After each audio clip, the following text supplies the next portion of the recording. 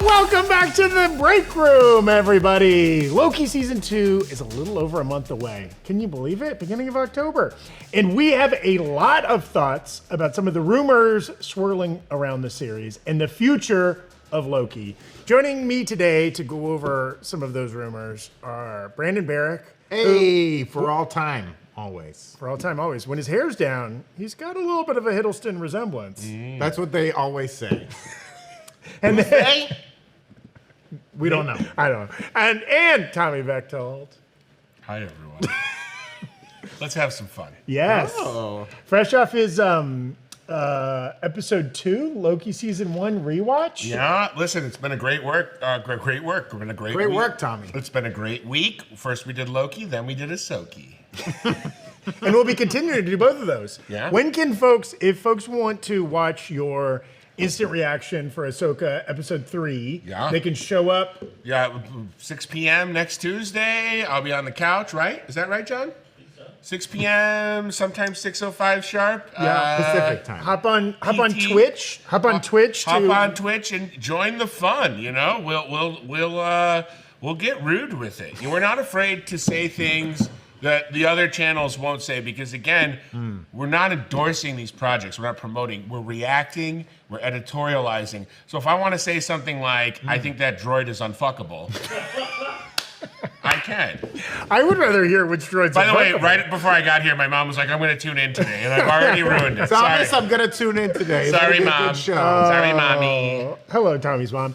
Okay. All the protocol droids, they're pretty humanoid. They're pretty fuckable. Some of those assassin droids from the first couple episodes, the way they move, man, they're athletic. They're athletic. Okay. They're athletic. You guys are forgetting what Chopper would do. Okay, so Me. as hype is building up for Loki season 2, which I think a lot of people look back, Loki season 1, one of, if not the most beloved of the Disney plus Marvel series. Hype for season 2 could not be higher. A few kind of rumors have swirled online. These are nothing we're going to say is based on like formal leaks, like set photos or anything like that. These are just rumors. So if you consider a rumor to be a spoiler, fair warning. If you just like us speculating on little things that have popped up on Reddit or whatever, stick around. Then the warning is to resume watching. Yes. So one of the most recent rumors is that not only will there be a Kang variant we've seen in the trailer, the kind of old-timey Victor Timely, we believe, but that He Who Remains will also show up in season 2. Oh. Now that is an interesting twist because he was pretty dead at the end of season 1. He was fairly dead. Pretty decidedly Well, that's dead. the whole reason everything fell apart, right? Right. He was definitely dead. So, do we think either there's a flashback to events that took place before the finale of season 1, or there's an alternate He Who Remains floating out there, or he didn't die at the end of season 1? Yeah, I mean, that could be part of it, right? That it was all part of his plan. He wrote the script for everything. He claimed, and they look at the script in the last episode, not to spoil your rewatch, Tommy. They look at the script he's writing, and it does seem to end and have like nothing after it. And everything from that point forward, he'd know what would happen. Now, yeah, he could still have found a way to be alive. I like the flashback idea. I kind of rewatched that sequence where he's kind of explaining the Kangs and the multiverses and all that. And he starts off by saying, like, there was this Kang who lived in, like, the 31st century. He was a scientist. He figured out there's a multiverse, blah, blah, blah. And as he's telling the story, he slowly reveals, like, he was that Kang, right? He found Eliath. He harnessed Eliath's power. He created the TVA and separated their universe from all the other multiverses to keep them away from the other Kangs. So if he does come back, it could be as that 31st century scientist. Maybe it is like a preview of who He Who Remains was. Well, my question, I think, we see from the first teaser footage, or the most recent teaser footage we got, that there's the element of time slipping, right? So there's probably some element of time travel, as we had in the first season. I'm wondering if to defeat whatever current Kang is causing havoc, if Loki needs to return to a time where He Who Remains is alive and hear the origins and, perhaps find clues and a way to defeat the Kang. So maybe there will be yet another conversation at the house at the end of time or whatever that place was. The Citadel. The Citadel, yes. And then, my question is, when we, at the end of Quantumania, when we had that coliseum of Kangs. Right. Wouldn't that just be causing a massive incursion because all of their... Well, I think it's implied they're outside of That time. is maybe a place like the TVA that is outside of Because time. they look over the edge and you can see all the timelines Okay. interacting. And All right. But I mean, you bring up a good point. Like having all those Kangs in one place Yeah. would seem to cause an incursion. But having all the Spider Boys together didn't cause an incursion that we know of Wow. yet. Also, who's Cause an incursion in my pants. If Oh you know my what I'm saying. whoa? I know what you're saying. Hi, That's the Tommy's mom. problem. Oh, sorry, man. Who's watering all these Kang's plants Yeah. while they're all gone in the stadium? Where's all their what I mean? mail? All their Kang That's mail? right. Well, we're going to come back. You They're both, Kangalogs. you both brought up a couple interesting points that I think are going to tie into some of the other rumors Okay. that we're going to come along. Okay. So, and a reminder, the one Kang we know is confirmed in Loki in the trailers and was teased at the Quantumania post-credit scene, right, is this Victor Timely character who has this really fun piece of machinery. I think we have an image. This is what he's showing off Yes. at the World's Fair. Yeah, which also, I love that. What a beautiful backdrop that is. Yeah. Like a hand-painted kind of Do you think he woodsy- painted that? Ooh. That's Victor Painterly there. Oh boy. But that piece of machinery looks like it could shoot something that looks like a timeline out of the front of it. Yeah. Right? Is that one of the original Pruners. Yes. I don't know, but that Perhaps, what if Victor Timely brings a variant or a branch onto the stage and he like, prunes it? prunes it in front of people, like Christopher Lloyd. What's the name of the character in Roger Rabbit? Doom. yes. Judge Doom? Judge Doom. He just he dips the sneaker like it's like that. Maybe like Benjamin Buttons someone and like turns a baby into a grown ass man. Whoa. I'm very curious about this World's Fair element because there is the thing of like we have that actor that's in the Zoltan or Zoltar Yes. or whatever movie. Zaniac. Zaniac about the serial killer. It's like then you have the very famous like H.H. Holmes real life serial killer element at the World's Fair. I just can't help but think. And maybe it's too dark for a Disney Plus MCU film, but it's so fascinating to be like, is there like a time traveling serial killer also involved? Possibly. Well, it's like, why do they even go to this point Yeah. in time? Like, we know the TVA can jump through time along our universe's timeline and the multiple timelines within them. Yeah. So they go to this point to meet Victor Timely. Now, in the comics, like, Victor Timely is a Kang Who's hiding? He's from the future, but he goes to the past to hide and be there. I mean, if it is true that He Who Remains is still alive, they're trying to chase him down, he could just be hiding in the past. Right. So it's an interesting choice, right? Like Sylvie, it's hard to hide from the TVA, right? Like that's why Sylvie was always jumping from apocalypse to apocalypse because that's kind of a blind spot for the TVA.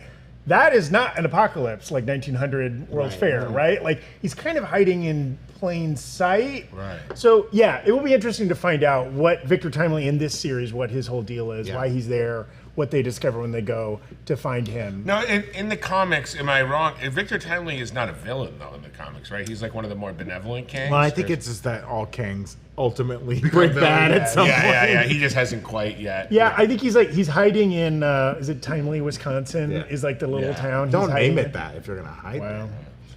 it. America had a long history of like just rich guys naming places after themselves. So Lake Titicaca. Greg Titicaca decided to name it for himself. That's right. Also not Dong, Pennsylvania. Okay. Too Tall, Georgia. Yeah. Parts unknown, New Mexico. Okay. Yeah, some interesting things like will the He Who Remains that we see in Loki season 2, if that does come to fruition, will there be a flashback?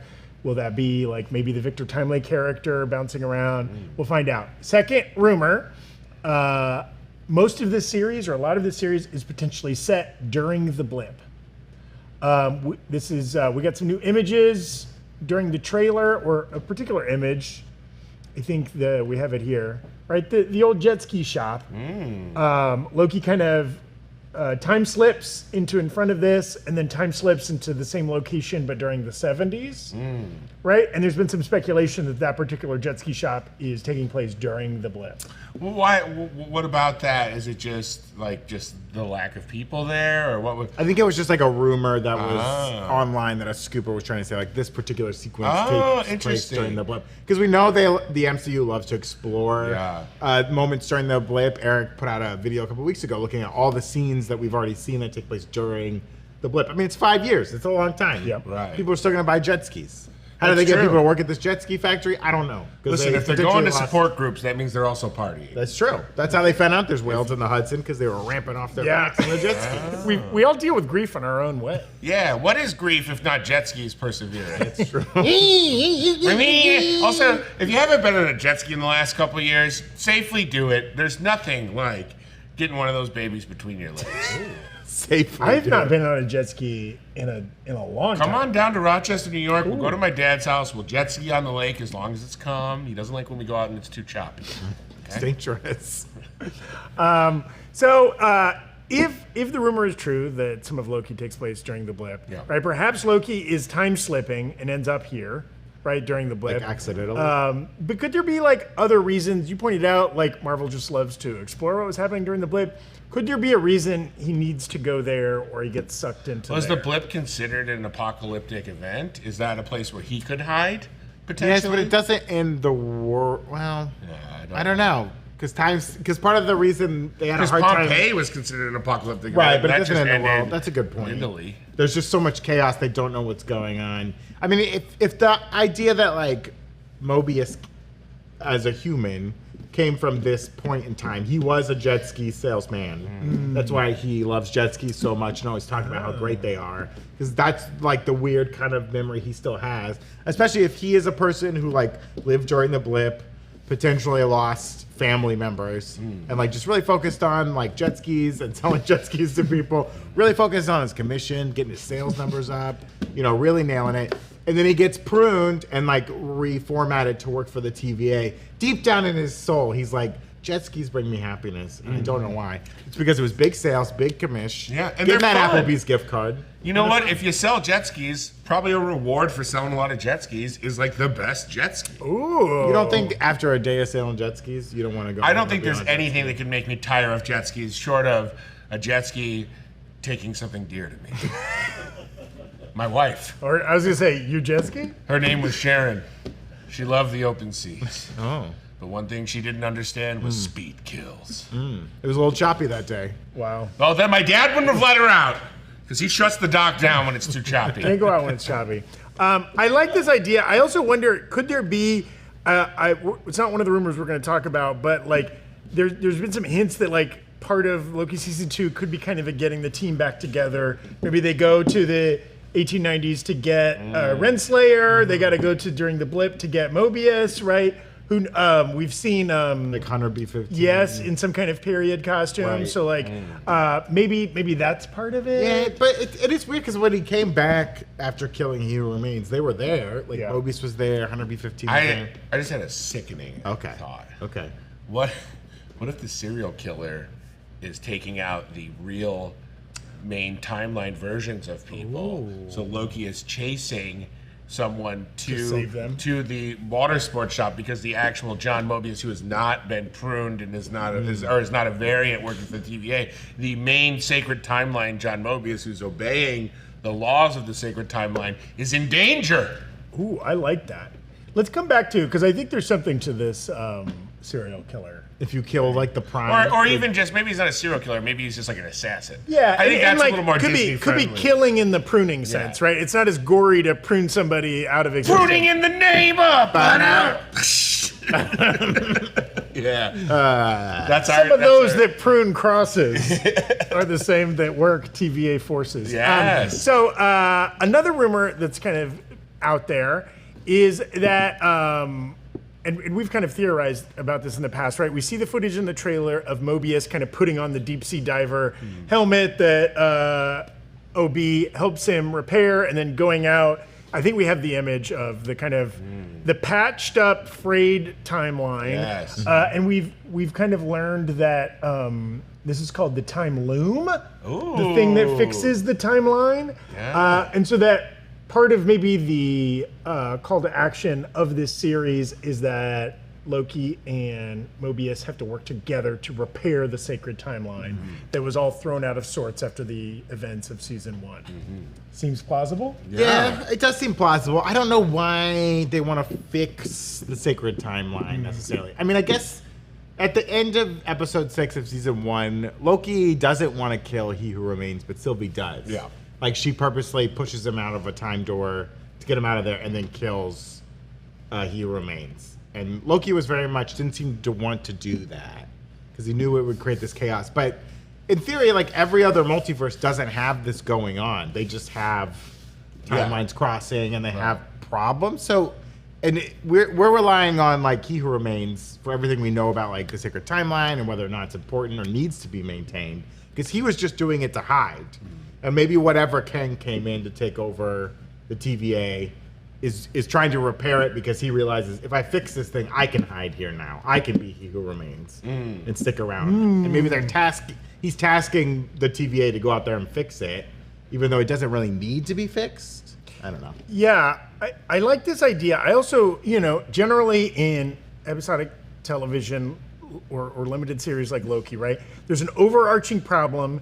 By the end, that problem gets solved, but a new problem emerges, and that's what you're excited about for the next season, right? In season 1, they were like looking for the man behind the curtain. They eventually find him, they kill him, kind of resolving the core drive for Sylvie, right? And then, that unleashes a new problem that they're gonna have to do. So it does make you think they're gonna repair some of the chaos that's been started by season 1 in this season. Now that will lead to other unforeseen problems. I mean, the reason they're all there is because they were pruned to maintain this timeline.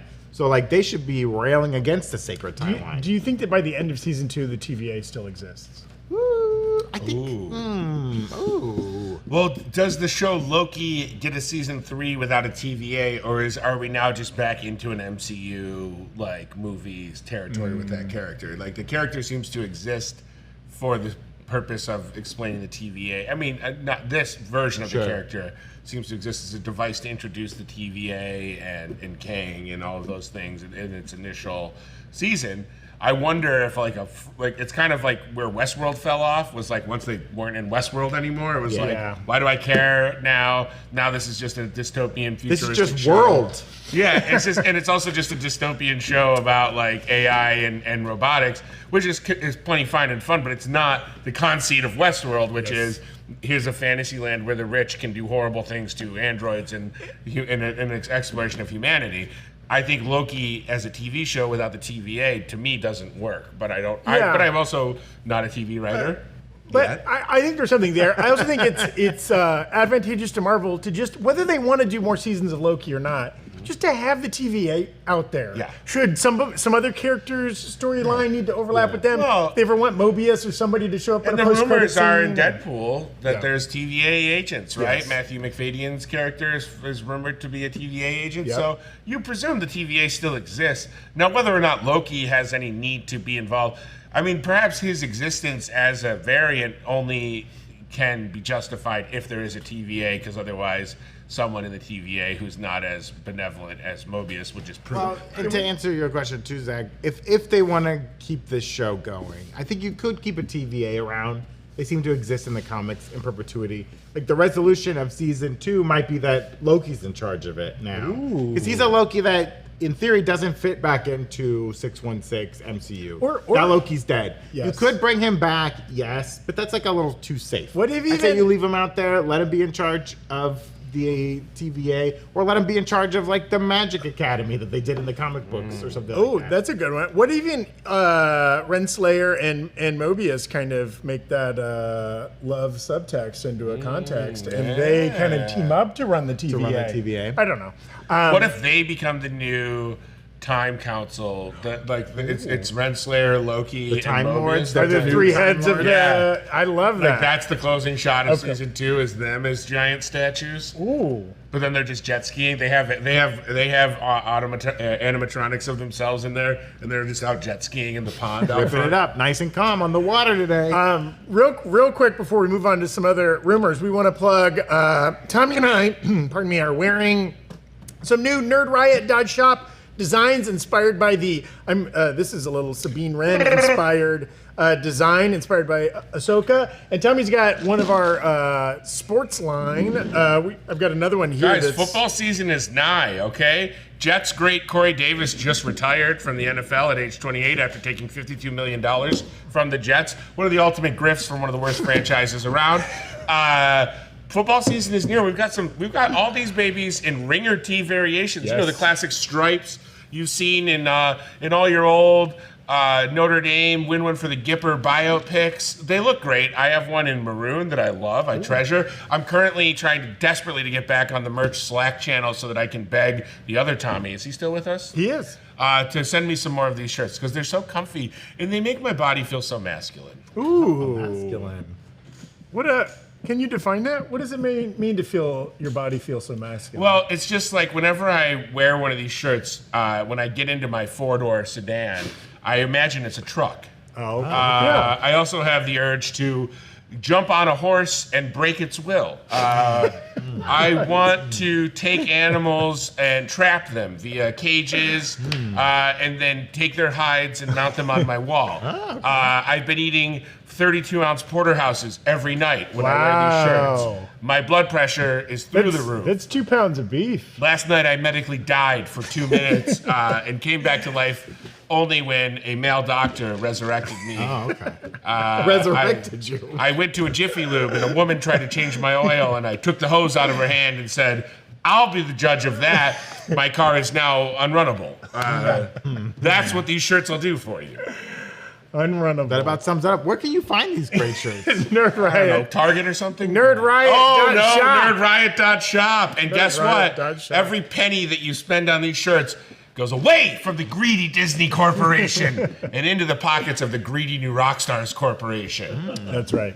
Oh, this is another fun rumor. So we know from promotional materials and sweet and sour sauce tie-ins, right, that we find Sylvie working at a 1970s, 1980s McDonald's in Loki season 2. There was a fun quote about the derivation of that, where apparently Where the synergy came from. at the end of filming season 1, just one of the executive producers was chatting with Sophia DiMartino, the actress who plays Sylvie, and they were just kind of speculating, like, what do you think this character would do next, right? She's been on this lifelong journey of revenge. She kind of gets her revenge. What now?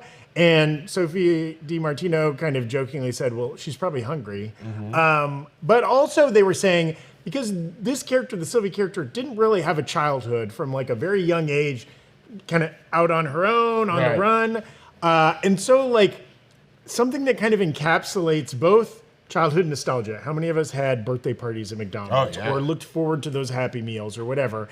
And just like a sense of normalcy and routine, like working at a retro fast food place, that like this might be her happy place. Yeah. And so they actually, before there was any kind of corporate tie-in sponsorship deal with McDonald's, they came up with this idea for season 2. Then they went to McDonald's, and of course, they were happy to back up the truck.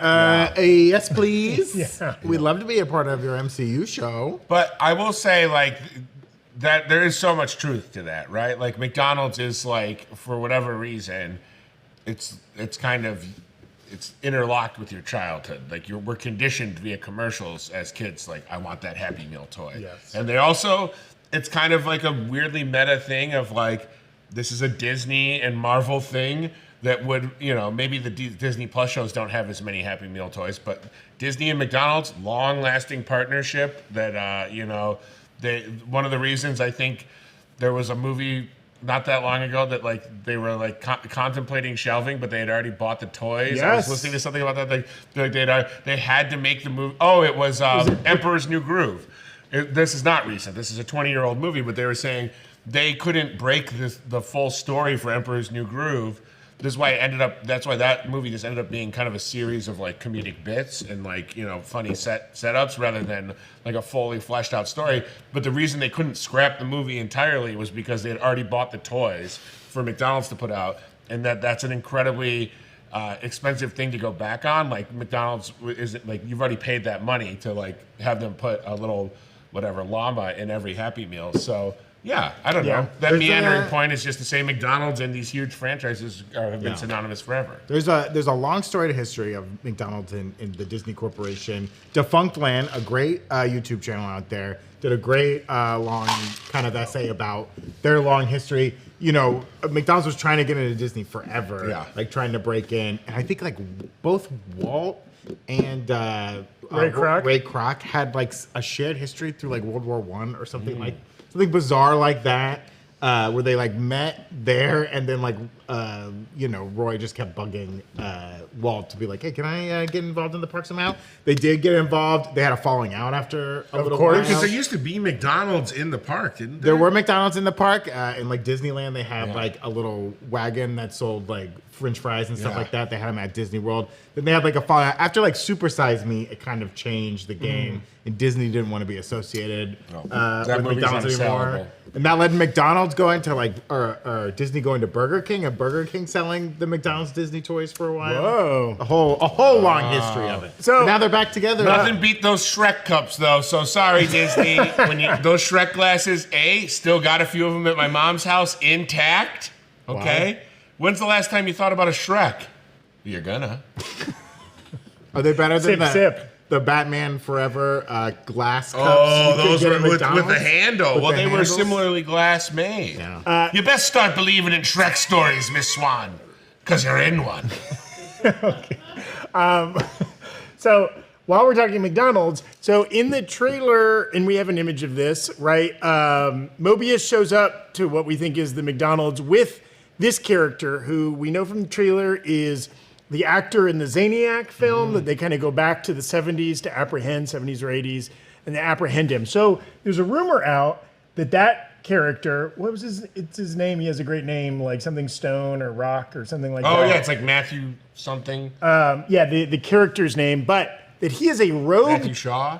Yeah, he's a rogue TVA agent who has gone back in time to become a kind of like escape the TVA, gone back to become a movie star in the 70s. Now, that's all we know about this rumor. I have so many questions. You can travel in time. You decide to break out from your weird time cop role. Why not go buy lottery tickets or bet on the Super Bowl or something like that, like Biff from Back to the Future, right? Also, how would going to the 70s, like, what advantage would you have at becoming a movie star in a different era just because you're from the TVA or the future or something like that? Well, I'm trying to think of any techniques. There could be, like, it could be a variant of him. He could be a variant of the actor himself. And, like, literally want to be like, hey, this is supposed to be my life. Right. I went off on the wrong path. And if I go back, I can be in this guy's shoes. Or could he have gone back even further to, like, manipulate a casting process to give himself the role? I was joking. Or your reference of Biff, it didn't work out well for Biff. Well, it doesn't work out for anybody, usually, in these kinds of stories. But I was joking with producer John beforehand. Did he go back in time and, like, slash the tires of the guy who was going to get the role and just show up to the casting right before him? Right. Or maybe he's like a writer, director, actor, right? And he stole the screenplay from time or something like that. Or what if he's a brilliant mimic and he just watched the guy's performance, then went back before that guy auditioned, mimicked his performance in the audition room, and was like, the director's like, wow, that's exactly how I envisioned this. I would love to see Brandon do that to Vincent D'Onofrio in the first Men in Black movie, because you can do a pretty good... I could take his lunch, dude. I could have his lunch. Can we see a little bit of you asking for sugar? Give me sugar and water. More. A cat came in the other day with a body. It's a very dear friend of mine, and we were also going to have the cat back. I think that sounded nothing like Will Smith. Yeah, it was Will Smith in Men in Black. But anyways, I like this. It also explains why they're going back to capture him, but seemingly like pretty, non-violently. They kind of just bring him back in a jumpsuit or something like that. They're not trying to prune him out of existence or something like that. We still don't know what his motivation is there and But how he's that McDonald's commercial worthy, so I have a feeling that character is huge because why else would he be in the McDonald's commercial? We also don't know if they can even prune people anymore. That's a good Because the point. void might be destroyed. We left it in a real state of chaos. That's right, and we Avoid don't the see void. we don't see any Avoid the pruning void. sticks. We don't see any pruning sticks in the trailer, do we? I'm trying to remember in that one scene where they're fighting off a bunch of TVA Right. agents. I can't remember if we saw any sticks or not, but we'll check on that. But anyways, He does that's use a interesting. stick on the wall on the mosaic. Oh, that's right. Makes Oh yeah, That's a good point. I love pruning dudes. Stick another wand in my right hand, baby. Yeah. Jesus Christ. Pruning dudes. Pruning dude. You guys never saw pruning dudes No. at Beyond Fest? No. No. Out of bounds? I That's a comedy I festival. saw prune dudes. That was at the Palm Springs. Oh, you're thinking of prune daddies. I saw Dune and Prudes, where it's a bunch of prudes Big bad pruning daddies. riding down sand dunes. Oh, rest in peace. The November release date for Dune. Oh, well, March. I was gonna have my birthday there. Okay, back to Loki season 2. Not to be distracted. Which, again, Loki is the last Marvel thing to come out before the Marvels. Yes. Doesn't feel like they're very different kinds of Disney Marvel properties. Doesn't feel like there'll be a connection. Obviously, there will be a connection between the Marvels and Secret Invasion, as Nick Fury will be appearing in both. Do we think there's any overlap? I think there could be some overlap with just the multiverse in general, right? It's broken open. That could be causing complications in space where the Marvels exist. I don't want this to happen. Let me just start by saying that. But I do think there is a chance that to kind of hedge or to give the Marvels a bolster, the post-credit scene could be a TVA Deadpool thing. We might see Deadpool's first appearance in the MCU in the post-credit scene of the Marvels as a way to once that leaks after the Thursday night previews, that weekend then becomes must-see. You got to get to the theater to see Deadpool in the MCU. That's interesting. I wonder if it'll have a TVA element to it because then you kind of bridge into the movie. Then you don't have to do any explanation at the beginning of the Deadpool movie of why the TVA is there, right? Marvel, are you listening? Tommy just gave you $1 billion idea right there. That's all I do. It's win-win-win no matter what. Don't say it so sad. This last rumor is a really interesting one. So there's this rumor that there's going to be Sylvie variants in season 2. Technically, Sylvie is a variant of Loki. Yeah. There's also part of this is that we're going to see, except for Richard E. Grant's classic Loki, we're going to see all the other Loki variants we saw in season 1 are going to come back. We'll see Gator Loki, Kid Loki, all the other Lokis. I give that rumor 0.0%. You don't think they're going to show up? Not all of them. I think you can get Gator Loki easy, and you will do Gator Loki. Ask his agent. See if Yeah, see yeah. if I think he'll show up. Alligator Loki is going to be chilling. At That's like the TVA. most. It's They're not going to have all the other ones. No way. Well, they barely No showed up in way. season 1. Well, anyways, Kid Loki is now young adult man Loki. that's right. He's got a full-grown beard. So there's speculation that they're coming back, but that we'll see Sylvie variants. So that's interesting. This actress Kate Dickie, who might not be a household name, you might not recognize her name, but you probably recognize her face. She was Lysa Arryn in Game of Thrones. She was the mom in The Witch. She has a very Witch? the Anya Taylor-Joy. Oh, the she's Witch. Catelyn's sister? The bitch. Yes. Make them fly, mommy! Yes. She's a very distinctive face. She's done a lot of horror and British stuff. So she is in Loki season 2 in an as of yet undisclosed role. There are some people speculating she's either a Sylvie variant, an older Sylvie coming back from the future to Silvery. maybe atone for her past. So a what? A silvery. A silvery. That's a good. That she'd have to be thousands of years from the future.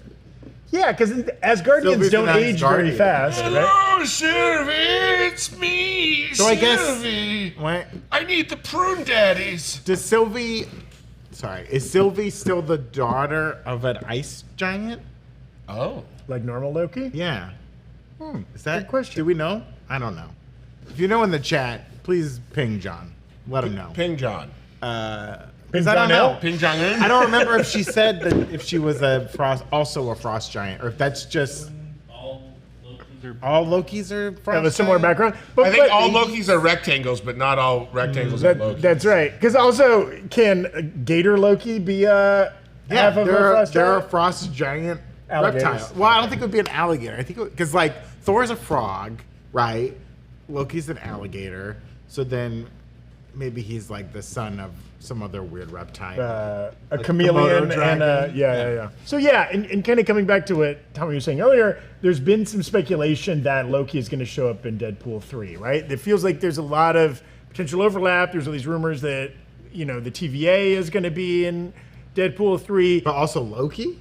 Not just the TVA? That's what the rumor in the teleprompter says. Well, I also like this because if Deadpool 3 is just Hugh Jackman and Ryan Reynolds doing mutant stuff, it doesn't really feel like they have joined the MCU. We need to see some MCU characters with them, right? To really feel like those two worlds are being meshed somehow. I guess. Right? And so why not? Hiddleston's always fun. Plus, he has the right kind of comedic sensibility to show up and go toe-to-toe with those guys, I think right? so, too. Plus, you get a Canadian, an Aussie, and an Englishman. Oh, my That's a good God. time. That's some drinking right there. It's a great time. Don't you think? I do, eh? Are these the three nationalities having a conversation? Is that what this is? Hey, everybody, let's have a Molson. Oh, I don't think I could have a Molson. I need to have a Foster's. No, my good man, you need to have a Guinness. Oh, wow. This has been an acting showcase Thank you, in this everyone. episode. We're on strike. In this strike. We're on strike. Get it for free here. So thank you, everybody. We're going to, be scouring the webs for all other Loki rumors that might come out. Should we start each start a rumor before? Yeah. Ooh, you want to plant now? one right now? Go ahead, Brandon. Okay, so Loki, this is I shouldn't say this, but I know someone who, works at Marvel. There's a little rumor, okay? Loki season 2 ends with the beginning of My So-Called Life. Oh. Loki season 2 creates the situation, which creates My So-Called Life. Wow. That's a great reference for you kids out there. Why, of all the shows, why is it I that? can't tell you why. This is just what they told Wow. me. This is That'd just be what a they told real, me. it's a head trip right there. Tommy, do you have one? Well, I promised I wouldn't say this. Okay. But I heard a rumor Oh, yeah? that this year on Loki, the day players received more than SAG minimum, a wage that has not been increased for inflation in over 20 years. Oh. They adjusted it for inflation with a 1% raise. And all of those actors were able to get the McDonald's tie-in meal from Loki for their families of 4 that they currently need government assistance to help support because the studios are so greedy. Zach, what's your rumor? Wow, I love both the weird rumor. specificity of both your rumors. What a weird rumor. Mine is the simplest of all. There's a rumor that Loki hangs dong. Yeah. Here's my scepter. the first full frontal and Miss the Minutes is pregnant by the end of the season. mine is that Pocket watches. late 90s, early 2000s independent wrestler Loki. Oh. Little cameo in Loki. Yes. Yes. As another variant, he will do a Falcon Arrow or a missile drop kick or something Ooh, I like like that. that. Okay, thank you all I'm so into much that. for watching the Break Room today. Again, you're going to want to subscribe to us on YouTube.